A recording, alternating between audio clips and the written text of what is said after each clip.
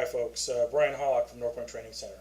I'm back here in the law office wearing the suit, doing the lawyer thing, and a few days ago we were having a conversation with some of our instructors, and we were talking about the upcoming election and politics and that sort of thing, and invariably the conversation naturally shifts towards the gun debate, and it has taken a bit of a center stage in the national political discourse, but unfortunately it's come about for the wrong reasons. It always seems to come about because of some unfortunate tragedy on a national scale, really. The most recent of which was the shooting in Aurora, Colorado, and then of course the Sikh temple shooting in Wisconsin. And what it does is it raises the consciousness level of the debate, and it makes both sides get a little bit either offensive or defensive. The folks that really don't respect or appreciate the Second Amendment, they go on the offensive, and in their minds something has to be done. They generally don't pitch something that would have actually solved the problem, but what you'll typically hear the folks that are the anti-gun folks, they'll say, hey, something has to be done, something has to take place. So they'll pitch things like the gun show loophole that wouldn't have really solved the problem, but somehow in their mind that is what's going to help alleviate gun violence in general, or the assault weapons ban, for example. We're not starting to hear about mail order purchases being something that might be of interest. What ends up naturally happening on the other side of the debate is the pro-gun folks. The pro-gun folks end up getting very, very defensive. In their minds, the minute you start discussing this stuff, it ends up being a prelude to a gun grab. What we really mean is at some point down the road, it'll end up resulting in widespread gun confiscation. And as a result, what happens is the two sides become very polarized. We really can't have a conversation. So what I wanted to do was actually introduce a new series here on our YouTube channel, and I'm just calling it a conversation. And sometimes the conversation is going to be with my pro-gun friends, and sometimes it's going to be with my anti-gun friends. And so for today, I'm going to start off with my anti-gun friends. And some of you guys are going to look at me and go, well, listen, we see you, you're wearing the suit, great. We've also seen you, out and about on your YouTube channel shooting guns, so why should we listen to you? So let me give you first some of my anti-gun creds. Once upon a time, believe it or not, I was a long-haired hippie radical. Guess that might be pushing it a little bit, the long hair part, but I really did believe that firearms and civil society were mutually exclusive. I didn't really think that people could be peaceful and still have firearms in and around their families. By way of background, my family immigrated from a country where there was an extreme amount of political violence. And seeing that, my parents made the choice of raising me in a household that did not have firearms. They felt coming to America, they didn't want their son raised around that element. And so I never hunted. I never went target shooting as a child. I didn't do any firearms related activities. I wasn't in the Boy Scouts. I didn't get exposed to firearms until well into my adulthood. In college, I would see media reports. This was leading up to the 1994 assault weapons ban under Bill Clinton. And when I saw those things, it really incensed me. I thought that I was a reasonably intelligent person, and it didn't seem like it should be that difficult to understand the dynamic here. You have lots of guns, you have lots of violent people, you put the two together, obviously the combination is more violence. You take one element out of the equation, that should then result in less violence. And that's what I believed for a long, long time. And so I protested against guns. I wrote articles denouncing the gun culture. In my mind, I equated the gun culture and gun owners with racism. If you watch the media reports, you will very rarely see a person of color using a firearm. You will almost always see the firearms owner to be a white male, typically not a professional, and they're going to look funny, they're going to dress funny, and they're going to act in ways that seem irresponsible to a rational human being. That's the way gun owners are portrayed. And so it's not an accident that the anti-gun folks believe what they believe. They're not bad people. They're just ill-informed. They've never had to spend any time really delving into the meat and bones of this. If you simply look at the media reports, it ought to be enough to convince you that guns are evil. And that's where they're standing. They've never really had to leave that little comfortable box and spend any time understanding how real life works. Listen, police officers, when they're off duty, have guns on them. They're not in their role as a police officer at that point. They don't walk around broadcasting the idea that they're a police officer, and they certainly don't volunteer for crime-fighting duties. But they carry a gun on them. Why do you think they do that? They do that because in their daily lives, they've spent enough time around bad people to understand that violence is not a function of the gun. It is a function, and it's not even really explainable. That's another problem that I certainly had when I was younger, and I believed that guns were the problem. What you want is you look for a rational explanation. This tragedy in Aurora, Colorado. Everybody asks why. And the problem is when you say that, when you ask why, what it does is it belies where your mind is. Your mind wants to try to make sense of an utterly senseless act. And frankly, that's not the right question. And the question is was it preventable? And that's really where the discourse needs to happen. Was it preventable? And if it would be preventable, can we prevent it in a way that in the grand scheme of things still allows people to protect themselves lawfully? And that's where the disconnect takes place. Ultimately, my anti-gun friends are good people. They want the very same things as my pro-gun friends are. In fact, I would suggest to you that we have a lot more in common than we have that divides us. But because of the venom and the vitriol and the inability to have a polite conversation about this, what we end up doing is each side backs into their own respective corner, and we're unable to have a rational discussion about firearms and firearms laws. And so I'm hoping that this sort of opens it up a little bit. I'd like to see maybe some anti-gun folks look at my experience and perhaps learn a little bit about the fact that maybe there might be some room here and that things aren't exactly as black and white as they'd like them to be. So to start off, I was an anti-gunner. I didn't believe guns were a good thing at all. I also associated guns with a segment of American society that I felt was backwards, that was racist, that was uncultured, that was uncivilized, that was uneducated. And the reality of it is I couldn't have been more wrong. When you are a progressive, you almost pride yourself on the fact that you can't possibly have preconceived prejudicial notions about another person. And it's really a badge of honor. A lot of progressives will explain to me about how they don't have preconceived notions about anything, that they're very, very well educated about subjects before they come up with their opinion.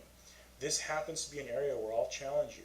I'll bet you that your notions of what gun owners are, how gun owners use their guns, is probably based more on what you see on TV and on YouTube than any reality that you've actually experienced. That certainly was the case for me. When I took my first gun class, I had a little bit of subterfuge involved. My intent was to expose the gun culture for what it was and write an article that would basically show gun owners to be racists and backwards. And what I found them to be very safety conscious, very patriotic, very law-abiding, very responsible people. And it really kind of shocked me a little bit. I also was really surprised at how many people had purchased guns, not because of an irrational fear of crime, but because they were in fact victims of violent crime. And when you start to meet the victims of violent crime, you start to understand that those psychological scars last a lifetime. There's nothing that any therapy or counseling is going to be able to really do to make that person feel safe in the same way a firearm will. Now, having said that, does everybody out there need a gun? No. When I make my commute in the morning and I'm on the road, I see people that I don't think ought to be able to drive a car, but somehow they're able to get a driver's license.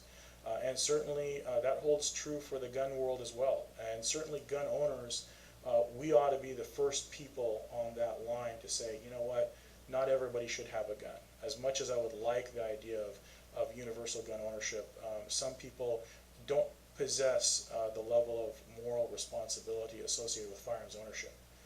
Here's the problem. How do we find that out? You know, is there a test? Can we look inside someone's mind? Can we make them go through some sort of certification process?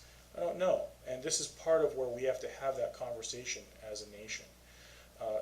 An out-and-out gun ban is not really what's going to solve the issue. What's going to solve the issue is us identifying people that shouldn't have guns and figuring out a practical solution to keeping them from having them.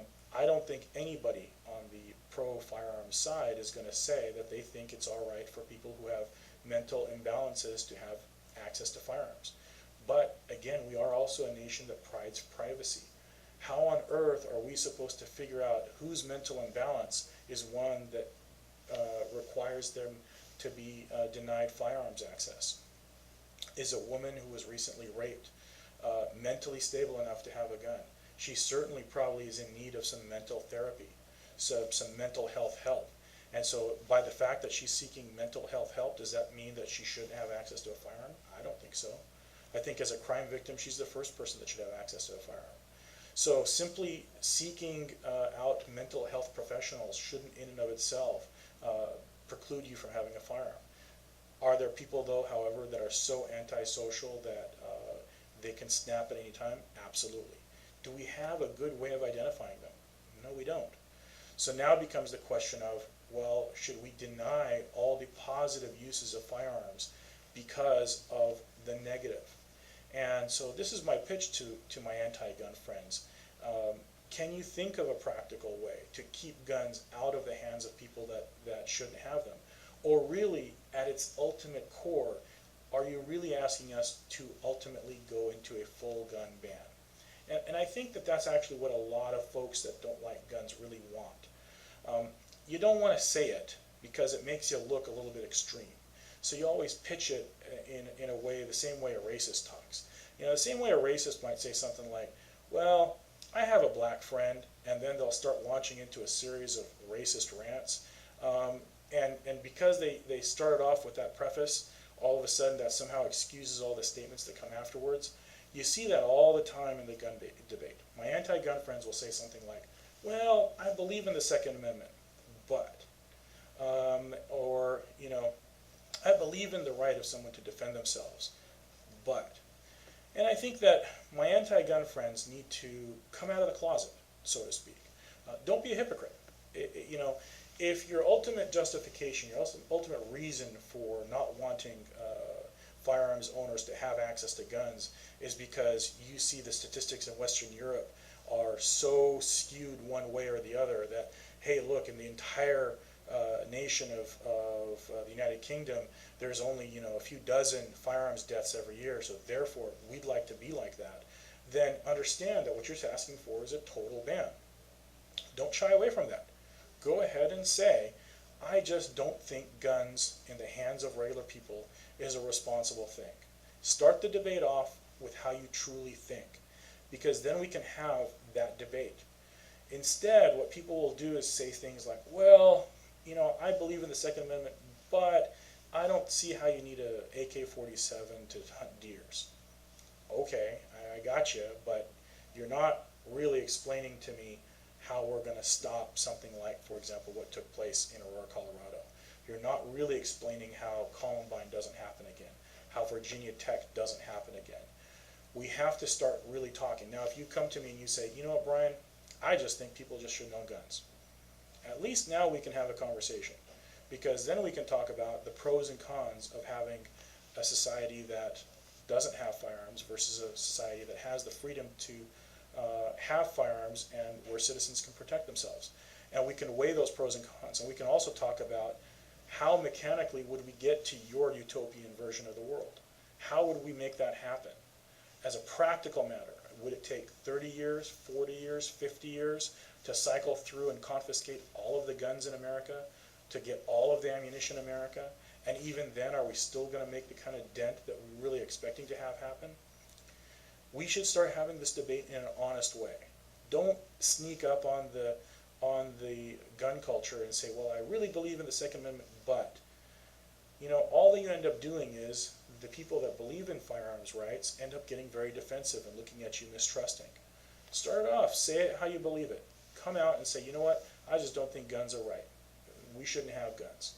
Good. And now let's start talking about practicalities. Then at least we can have an honest debate. We can start talking like reasonable human beings. Now you might really believe that there's some in between, and that's fine. You hear the comment, well, I believe in reasonable gun control. Okay, fine. Let's talk about what that is. But let's bring out a situation, because we know they happen, we know they're tragic, and they're tragic on a national scale. I mean, when these things take place, my heart just sinks down to my stomach. Every time I hear about a mass shooting, it's absolutely a tragedy on so many levels. These are national level tragedies. We need to talk about them on a national level, and explain to me how we would have stopped it. Don't bring out the rhetoric of, well, if we could get rid of the gun shows, or if we could limit the size of those clips. And by the way, please don't call them clips anymore. Please call them magazines. We'll respect you in the gun culture more if you just refer to them by their real name. Frankly, if you would like to ban clips of 10 rounds or larger, I'll be the first one to allow you to make that go right ahead. I think the only people that are going to get angry might be World War I reenactors. They are magazines. Please call them the right thing. And so talk to us like we're human beings. Don't talk to us like we're, a pack of, toothless idiots that go out in the woods and shoot up toilets, because that's not what your real gun owners are. And then we can start having a debate the way we ought to.